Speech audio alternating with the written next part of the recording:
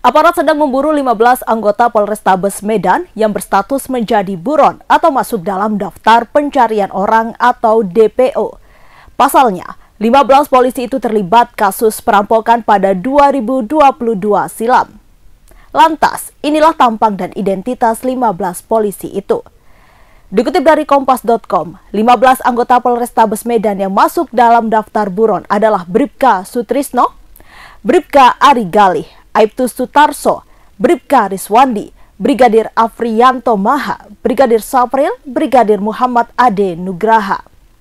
Kemudian Brigadir Jeffrey Suzaldi, Brigadir Elliot TM Silitonga, Brigadir Muladi, Brigadir Revandi 12, Bribtu Haris K. Putra 13, Bribda Erdi Kurniawan, Bribda Hasanuddin Sitohang, Brigadir Rudianto Ginting. Di satu sisi, Kepala Subbidang Humas Polda Sumatera Utara AKBP Sony Siregar menjelaskan kasus yang menimpa belasan aparat kepolisian. Menurutnya, 15 anggota polisi itu terlibat perampokan bermodus jual beli sepeda motor. Adapun modus itu dilakukan dengan pembayaran secara COD atau pembayaran di tempat pada 2022. Sementara 3 anggota Polrestabes Medan sudah ditangkap dan menjalani sidang pada Oktober 2022 silam. Adapun ketiganya yakni Bribka Ari Galih Gumilang, Bribtu Haris Kurnia Putra, dan Bribka Firman Bram Sidabutar. Dilaporkan mereka merupakan bagian dari komplotan oknum polisi perampok. Para pelaku yang ditangkap telah dipecat dari kesatuan. Presiden Rusia Vladimir Putin dan pemimpin tertinggi Korea Utara Kim Jong-un pada Rabu 19 Juni 2024 menghadiri upacara besar di alun-alun utama Pyongyang, ibu kota Korea Utara.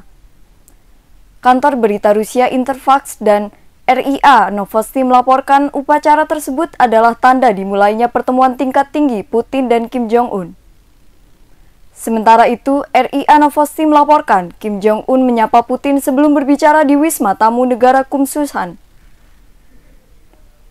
Putin tiba di Pyongyang pada Rabu pagi menjadi kunjungan pertamanya di Korea Utara dalam kurun waktu 24 tahun. Ia dan Kim Jong-un diperkirakan akan membahas peningkatan hubungan militer saat KTT pada Rabu. Sesaat setelah pendaratan pesawat kepresidenan Rusia sebelum fajar, stasiun TV Rusia menayangkan Kim Jong-un menyapa Putin di atas karpet merah Bandara Pyongyang. Kedua pemimpin negara itu kemudian bersalaman dan berpelukan, lalu iring-iringan mobil membawa Putin menyusuri jalan-jalan yang dipasangi bendera Rusia. Moskwa dan Pyongyang adalah sekutu sejak Korea Utara berdiri setelah Perang Dunia II dan semakin dekat sejak invasi Rusia ke Ukraina pada tahun 2022. Amerika Serikat dan para sekutunya menuduh Korea Utara memasok senjata yang sangat dibutuhkan Rusia, termasuk rudal balistik untuk digunakan di Ukraina. Korea Utara membantahnya, tetapi menjelang kunjungan Putin, pemimpin Rusia itu berterima kasih kepada pemerintah Kim Jong-un karena telah membantunya selama perang.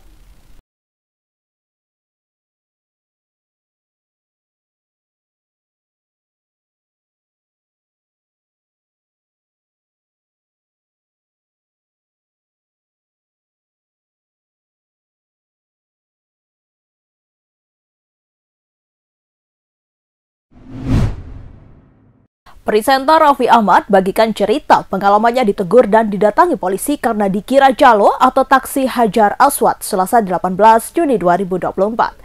Awalnya, Raffi ingin ke Multazam dini hari hanya dengan rombongan pria. Namun ibunya meminta agar Raffi Ahmad menunda niatnya dan berangkat pagi bersama ibu, adik beserta istrinya.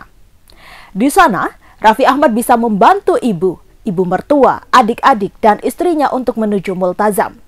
Sementara Raffi Ahmad saat tiba gilirannya justru dihentikan petugas yang disebut askar.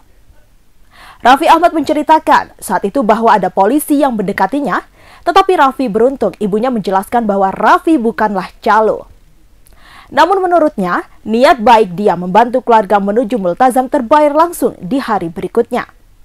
Tanpa ada kesulitan sedikit pun, Raffi Ahmad bisa langsung menuju Multazam.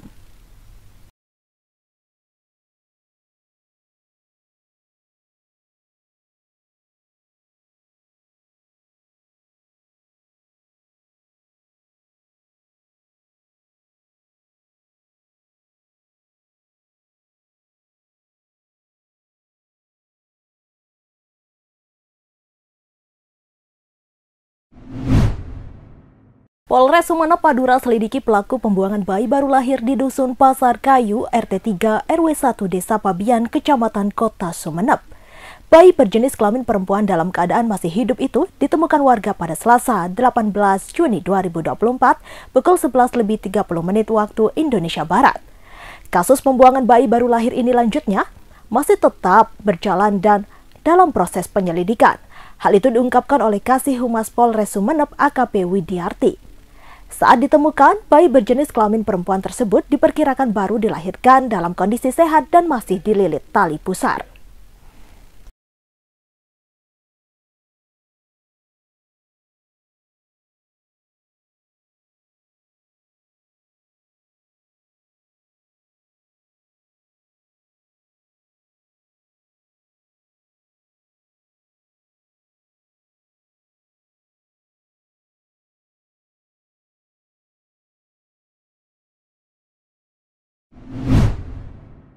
Polda Sumatera Utara memberikan klarifikasi terkait kabar 15 polisi masuk daftar pencarian orang atau DPO.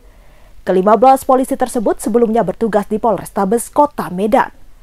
Kabid Humas Polda Sumatera Utara Kombes Hadi Wahyudi mengatakan, 15 polisi yang disebut masuk dalam DPO sebenarnya adalah anggota yang dipecat Rabu 19 Juni 2024. Pemecatan dilakukan karena mereka melanggar pelanggaran kode etik profesi Polri.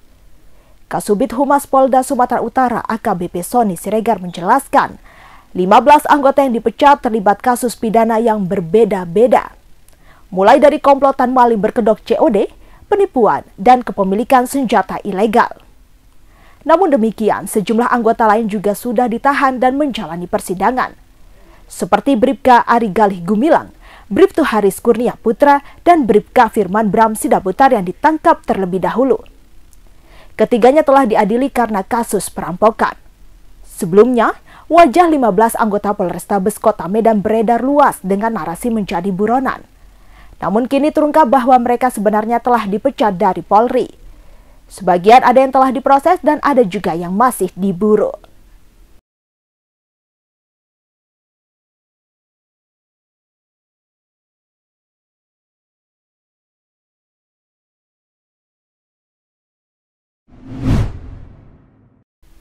Nama Ketua DPRD Garut fraksi Golkar, Ais Ida Wartiah, tengah menjadi perbincangan di media sosial.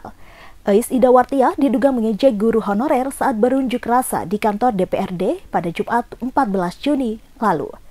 Ais Ida Wartiah kemudian meminta maaf atas pernyataannya.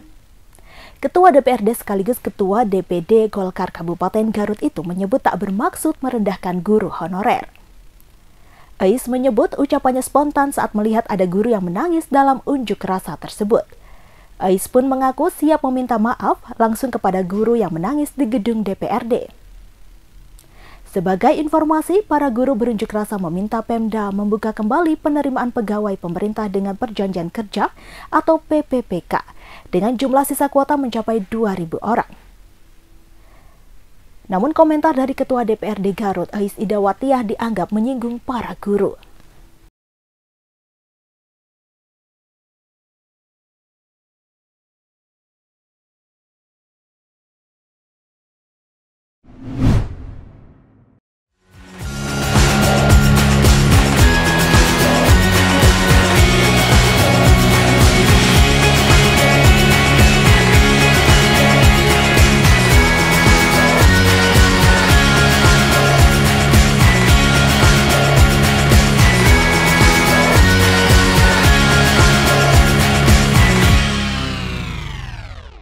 Download Tribun X sekarang, menghadirkan lokal menjadi Indonesia.